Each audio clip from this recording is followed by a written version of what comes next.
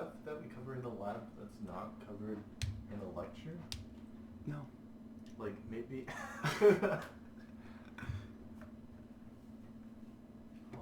Yeah, you did 5, 6, 7, 8, right? Yeah. Okay. 5, 6, 7, 8. And this network drive though is so convenient. It is pretty good. Anyways,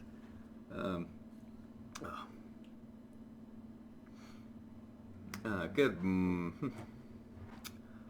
Hello everyone, I am Hunter Well. This is week 3 of your lab, and we'll be talking about input-output manipulators, the get function, and the get line functions. So in this lab, we expect you to practice more on input and output streams. Input streams including get and get line functions, output stream including IO manipulators. You'll also learn about data types and input. So there are 2 ways to get input into our programs. The first we use is iStream variable cin together with the extraction operator, so we get input from the standard input device, the keyboard. And then the other way is to get data from a file to the program, which is talked about in the next lab. So here's the basic syntax though when we're doing a normal input statement. So we say cin, the very first variable, and the next variable. When you enter the data at the keyboard, you must be sure that each value is appropriate as a data type. So if you were to try and enter a number into a character, it won't work. The program will fail, and sometimes if you're working with loops, which is something you'll learn about later in like week 5 or 6, it will cause an infinite loop. Alright, so you can't store a character into an int or an int into a character.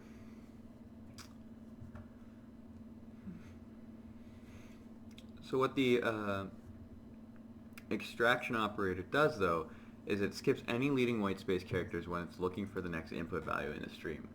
Whitespace characters are blanks in certain non-printable characters, such as the character that marks the end of a line, the do line character, which is /n. After skipping any whitespace characters, the operator skips to extract the desired data value from the input stream. If the data value is int or float, input of the number stops at the first character that is appropriate for the data type, such as a whitespace character or a letter. If the data value is a character value, one printable character is input. So let's look at this example right here. So if we do A space B space C space D, and we were using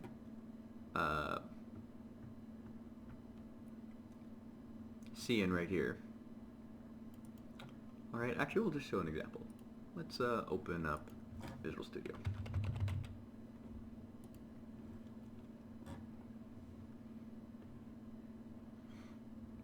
So just to go over it again, you click New Project, Windows 32 Console Application,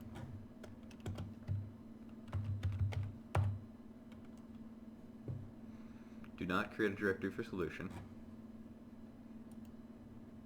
empty project, finish.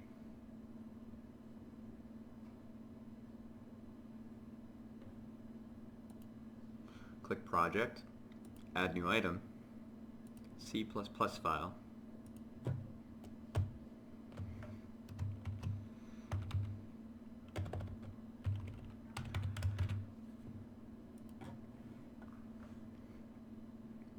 okay, so now we can copy and paste this code.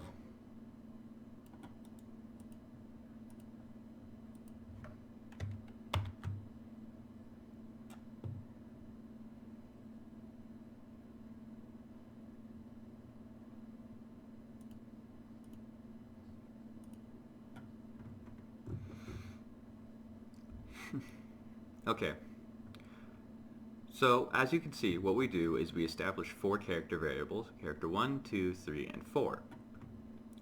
We then get input and store it into those 4 character variables, character 1, 2, 3, and 4, and output character 1, 2, 3, and 4.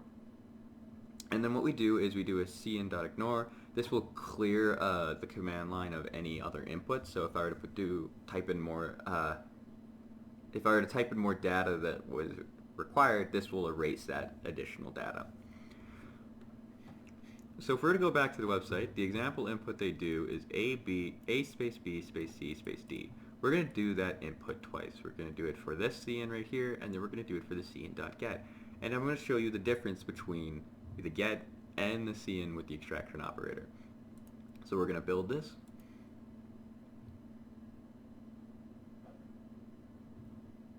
Debug. Start without debugging.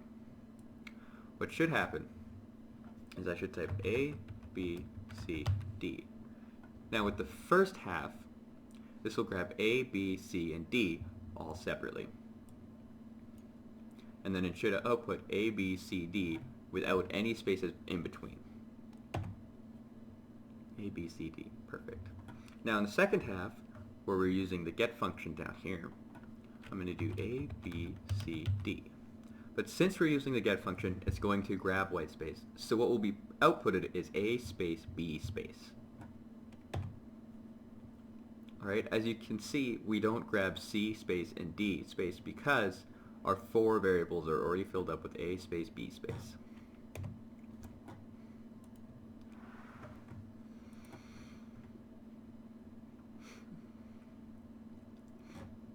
So then this next programmer here demonstrates that you can have mixed data types with one cin line, but you, the user, have to make sure you type in the right data types. If you don't, then the program will fail.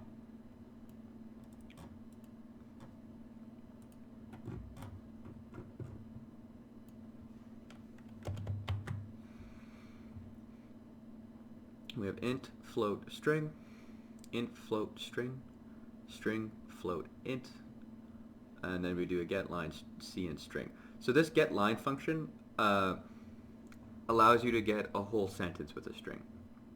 Alright, so if you use cin with a string, you'll only get one word. But if you use the get line cin string, you'll be able to get a whole sentence, so spaces and everything. So let's build this program.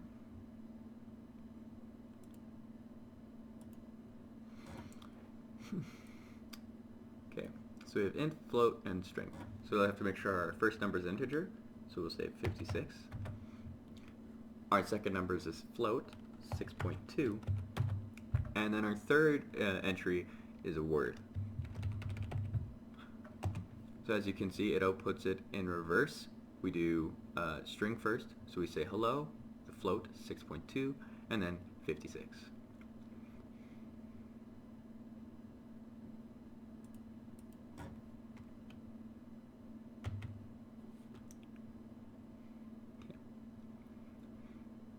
So what ended up happening is, since we don't have the ignore line, since I put a space after my final entry, it grabbed that space and put it inside of string 1 again. So what we're going to do is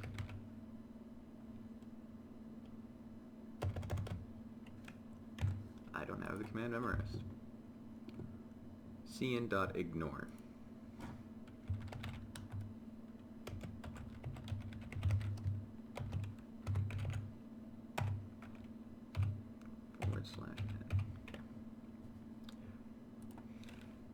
So this will clear our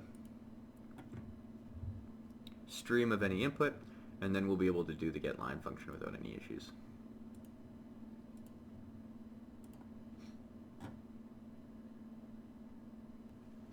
So let's do the same numbers again, or similar numbers at least, 52, 6.2, hello.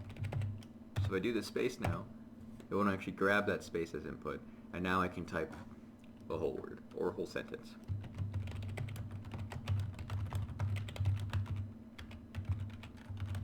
Inside of one string. Right? So if you want to grab a whole sentence, use the get line cin string and whatever your string variable is called. But if you want to just get one word, then just do a cin string variable.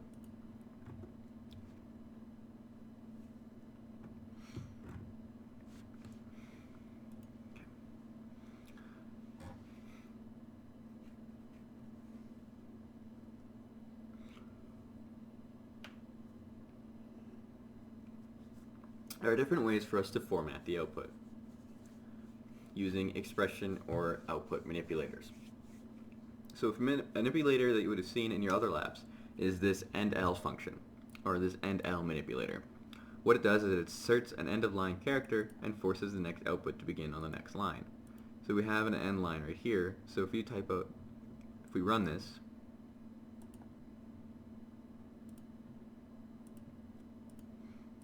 as you can see, our cursor is on the next line. And that is because this endLine character puts a new line and forces it to the next line. So that's what endLine does. We also have setW. This controls how many character positions the next data item should occupy, whether it is output. Only one item is affected. Its argument is the field width, number of character positions. The output is right justified normally. So you could say left to have it left justified, or right to have it right justified again.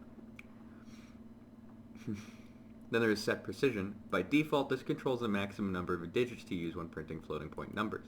If the number is too large or small for the precision to include decimal, then the output will switch to scientific notation. Default precision is 6. So if you say set precision without any arguments, then it will do a default precision of 6. If you add what these three commands do, fixed, scientific, and show point, is they change what set precision does. So if you say fixed, subsequent floating point output will be, you will use fixed point notation, and set precision now controls the number of places that appear after the decimal. So if you wanted to show a certain amount of decibels, you'd want to use fixed with set precision. Scientific, the subsequent floating point output will be in scientific notation, and set precision controls the maximum number of significant figures. Show point forces the printing of all significant figures as indicated by set precision, even if they are trailing zeros. Alright, so what we're going to do is we're going to copy this program right here, and it shows an example of each of the manipulators. And it also shows some examples of typecasting. Because as you can see right here, we say int value equals int number plus float number. So 1066 plus 3.14159. And then we do float value equals float.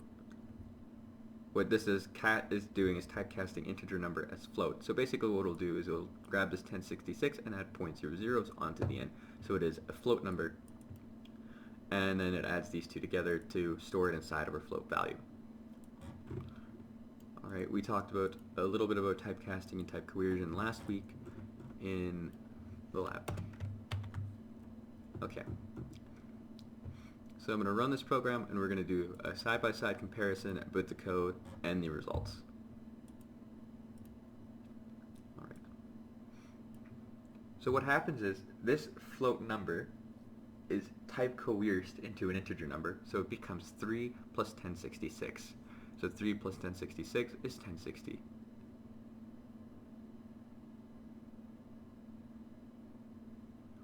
Six. Oh yeah. Okay. Yeah.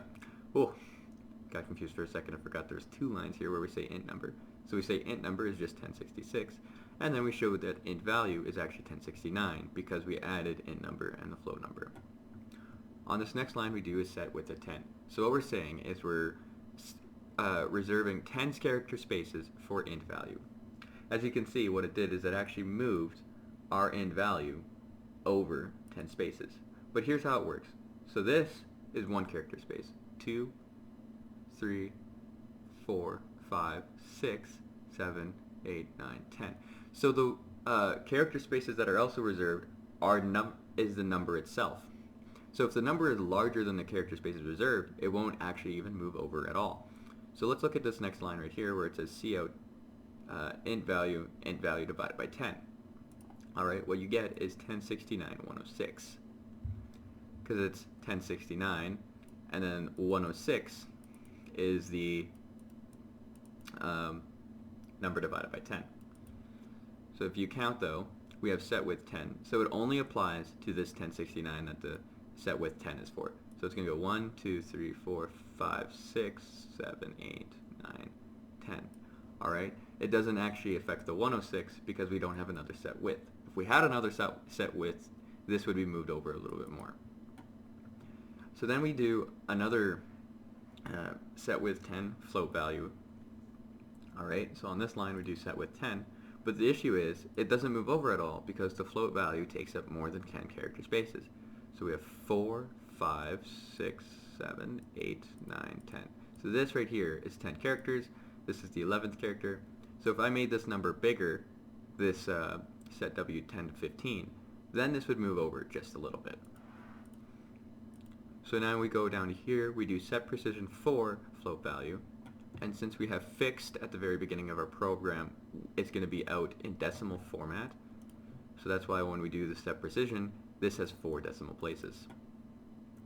So if we come down a little bit farther, as you can see, we do another set with 10, set precision 3 though, so we only have 3 decimal places, and it only moves over our number over 2 character spaces because the number length is 8 character spaces. And then we show that when you have set precision set 3, it actually affects multiple lines, because now we do another line where we say float value, and our float value has a precision of 3. Okay.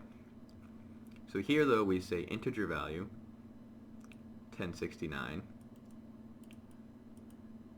Then we do set with 3, but it doesn't move over at all because the integer value is larger than the amount of character spaces reserved. And then we do set with 7.